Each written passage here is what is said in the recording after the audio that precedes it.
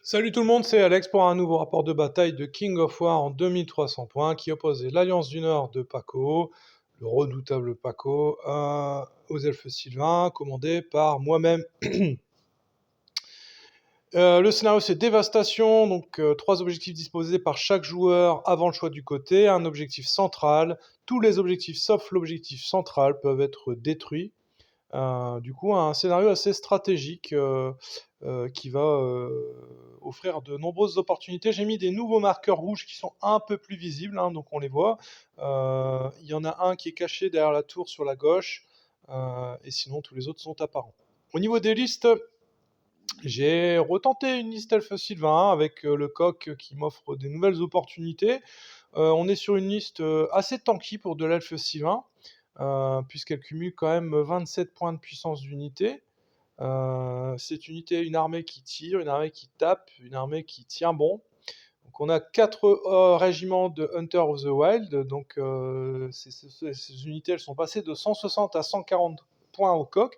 Je trouve que c'est plutôt bien parce que c'était une unité qui était pas simple à jouer, je la trouvais beaucoup trop chère avant. Là elle devient beaucoup plus sympathique. J'ai une horde de Forest Shambler, des rôdeurs sylvains, à qui j'ai payé pour 25 points la règle élite et ralliement elf 1. Je trouvais que ça aussi c'est super sympa d'avoir ajouté cette règle parce que on avait des fois des armées elfes sylvains qui étaient uniquement composées de verdant. Là, ça oblige un peu les joueurs elfes à créer des synergies. C'est plus ça l'esprit des elfes sylvains.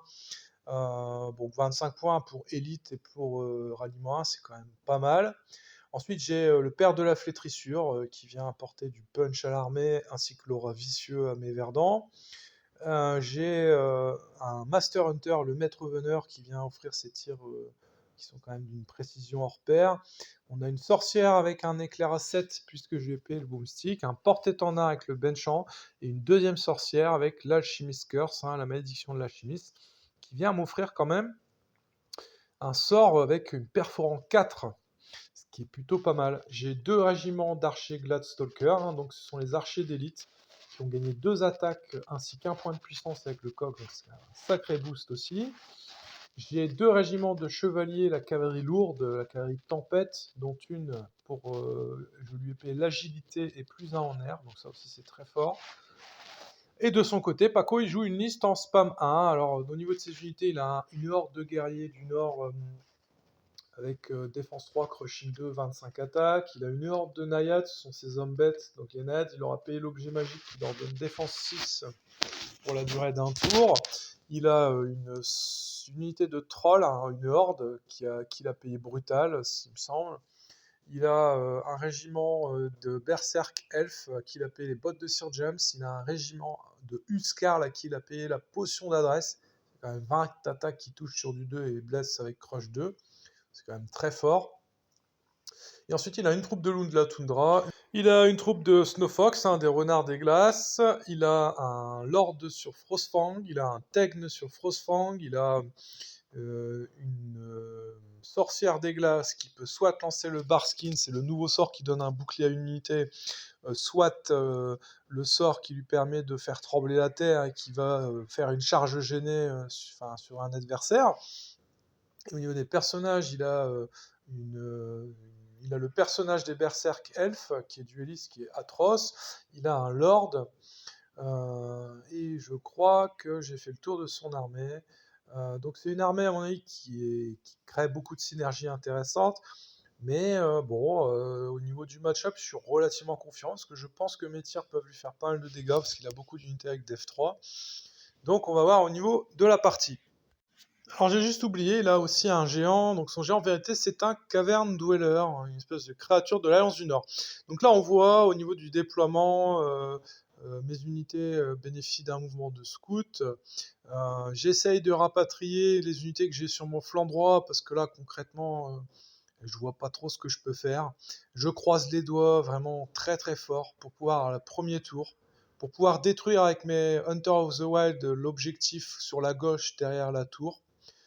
Je prie aussi pour avoir le premier tour afin de tirer sur les loups de la toundra une volée de flèches avec mes archers sur mon flanc droit. Et on voit, voilà, je suis parti sur un centre fort et Paco il fait la même chose que moi. Alors malheureusement, j'ai pas le premier tour. Donc il a son Frostfang qui va se mettre sur le côté et menacer le flanc de mes Hunter of the Wild sur le flanc gauche. Les trolls vont s'avancer et du coup mon plan ne peut pas fonctionner puisque les trolls contestent déjà l'objectif que je voulais détruire. Il va avancer avec ses troupes sur l'autre flanc et du coup il vient prendre position avec son armée. Au centre, il est un peu plus prudent. Quand commence mon tour, je réalise que voilà, j'ai fait une belle petite boulette puisque j'ai oublié d'avancer avec mon Master Hunter ainsi qu'avec le père de la flétrissure pendant un mouvement de scout. Et du coup, concrètement, je vais avancer mes Hunter of the Wild qui sont sur mon flanc droit pour pouvoir envisager de créer une ligne de vue à mon Master Hunter qui pourrait tirer sur ces deux unités de loup de la toundra et de Snow Fox. Je décide de sacrifier mes archers sur le flanc droit en chargeant son lord sur Frostfang. Donc l'idée c'est de détruire l'objectif rouge qui est sur le Frostfang en fait. Je sais que je vais perdre mon unité, mais je me dis que ça me permet d'abandonner ce flanc-là complètement. Et puis après, avec les Hunter of the Wild sur le flanc gauche, je vais temporiser, je vais reculer pour obliger les trolls à passer par l'étang parce que les trolls n'aiment pas du tout les terrains difficiles. Donc de là, mes tirs vont faire 2 blessures à ces loups de la toundra, ils vont pas réussir à les blesser, et c'est là que le drame commence. J'ai fait de nombreuses erreurs d'inattention, alors moi je suis vraiment pas du matin, et je fais des cadeaux à tout va à notre ami Paco. Des cadeaux dont il va se saisir, donc les Euskars chargent de flanc les archers, ça m'ennuie pas trop, parce que même de face, ils seraient passés à travers, et globalement, je savais qu'ils étaient morts. Là où c'est embêtant, c'est qu'il charge avec son roi à travers la forêt, les Striders, ainsi qu'avec sa troupe, j'ai pas de motivant à côté, et les loups de la toundra, ils ont mine de rien 9 attaques, et ils chargent de flanc une autre unité de Hunter of the Wild. Les trolls, sans surprise, chargent à travers l'étang, et de là, il décide de faire une espèce de charge suicide avec ses berserk elfes sur ma horde de rôdeurs sylvains. Donc au niveau des résultats de combat, il va m'infliger 7 blessures avec les berserk qui ne réussit pas à les prendre. Les trolls vont faire quelques blessures aux Hunter of the Wild parce qu'ils sont gênés, donc ça c'était évident. Et en parallèle à ça, toutes les unités que je lui ai offertes, il les a prises et il les a décimées. À noter qu'il a aussi un personnage qui a chargé ma cavalerie. Alors, le personnage qui a chargé ma cavalerie, il lui a épée le petit objet qui lui donne défense 6 jusqu'à ce qu'il prenne une blessure. Et j'ai oublié de le dire, mais au tour précédent, avec mes éclairs, j'ai réussi à lui faire une blessure. Et ça, c'est quand même archi pratique parce que du coup, ce personnage-là, il a que défense 4. Et j'ai peut-être un espoir de pouvoir le charger avec ma cavalerie, enfin, contrecharger et de le tuer. Donc là, on voit bien sur la photo, Carnage, quand même, toutes les attaques qu'il a lancées, il les a réussi. Alors autant les Huskarls, c'était fait d'avance, mais alors la troupe de loups de la toundra, plus le personnage, et puis l'autre corps à corps dans la forêt, j'ose espérer que j'en aurais au moins une des deux qui serait ébranlée. Et du coup, combiné à mes énormes boulettes et à l'intelligence de jeu de Paco, il y a un peu de réussite. Donc là, ici, je vais avoir mon archimage qui s'est habilement dissimulé derrière son Tegn sur Frostfang. Et il va lui lancer un Alchemist Curse, il va lui faire des blessures, et il va réussir à l'ébranler, et ça pour moi c'est super important, parce que en fait, ma cavalerie était gênée par son personnage, et si jamais je ne détruisais pas ou ébranlais pas son Tegn, il allait charger par derrière ma cavalerie ou de flanc, et il allait me la démolir, quoi. Du coup, petit coup de chat quand même pour moi, qui est plutôt bienvenu, puisqu'après, plus tard dans le tour, ma cavalerie n'arrive pas à passer à travers son personnage et ne peut pas se reformer. Donc ce sorcier me permet de gagner un temps précieux. Donc au centre, j'ai pas mal hésité. Finalement, j'ai dévalé la colline avec mes archers. Je leur ai mis un benchant et avec mon homme arbre sur le caverne dweller que j'ai réussi à prendre. Mais alors du coup, comme j'ai pas mis de benchant sur mes cavaliers, ils n'arrivent pas à passer à travers le personnage. Et les Forest Chamblers font 10 blessures mais n'arrivent pas à passer à travers les naïades. La cavalerie, il a pris le sort gêné et en plus de ça, les naïades étant une snare, je fais très peu de blessures. Et mes Hunter of the Wild qui chargent les guerriers barbares, et ils arrivent à faire quand même 6 blessures puisqu'ils sont que Def 3. Mais concrètement, cette unité-là, elle est plus pour temporiser, et essayer de ralentir un peu Paco dans son avancée, là, parce qu'il me met une pression de malade, il a sacrément pris l'initiative. J'ai oublié de le préciser, mais au tir, j'ai fait sauter les loups de la toundra avec mes personnages. Le tour d'après, Paco lance sa contre-attaque, il recule ses naïades pour être sûr que mon homme arme ne charge pas de flanc, et c'est bien dommage. Il décide de contrecharger les Hunter Z avec ses barbares et avec ses Snowfox. Ces berserk, elles vont contre-attaquer sur les Forest Chamblers et son personnage va faire de même. Et les trolls de l'autre côté vont de nouveau charger les Hunters of the Wild qui sont au niveau de l'étang. Comme on voit, effectivement, j'avais ébranlé son personnage. Au niveau des résultats de combat, sans surprise, il va me faire sauter mes Hunters of the Wild et mes Forest Chamblers qui étaient déjà sacrément estropiés.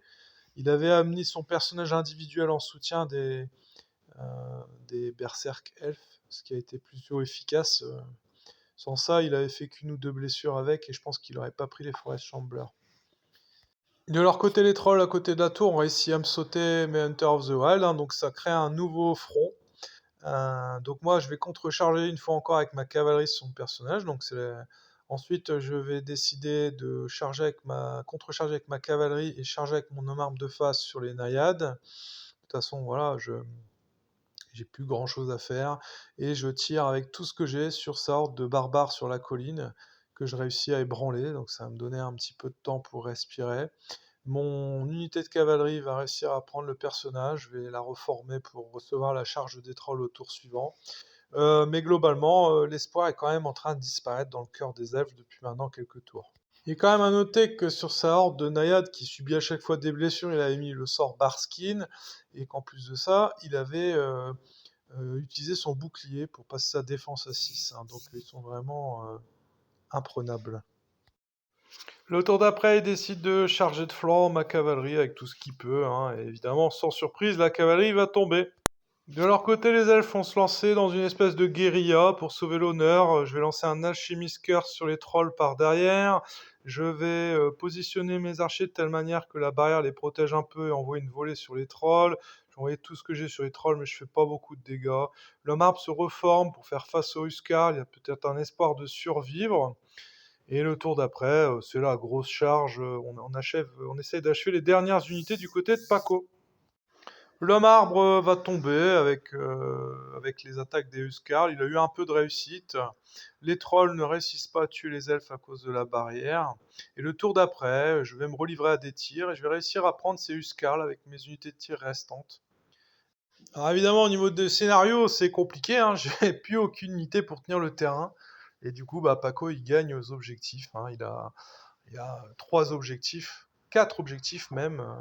Et il gagne aussi à la bâche. Hein. Donc il gagne 4-0 plus la bâche. C'est une défaite salée pour plein de raisons. Déjà, Paco, je pense qu'il a un niveau de jeu qui est un peu meilleur que le mien. Ensuite, au début de la game, je lui donne 3 unités. Ensuite, il joue en premier. Là où moi, j'aurais pu quand même changer les sauces si j'avais joué en premier. Et puis globalement, voilà, il déroule. Hein. C'est une armée qui est assez létale. Il y a des combinaisons qui sont juste abominables. Par exemple, les naïades qui sont déjà très difficiles à détruire. Il leur met le sort Barskin, donc il leur met des boucliers. Donc défense 4, il jette 5 dés, il met 2 ou 3 boucliers, plus la régénération à chaque tour. Il a aussi son bouclier qui peut marcher une fois dans la partie, qui lui met défense 6.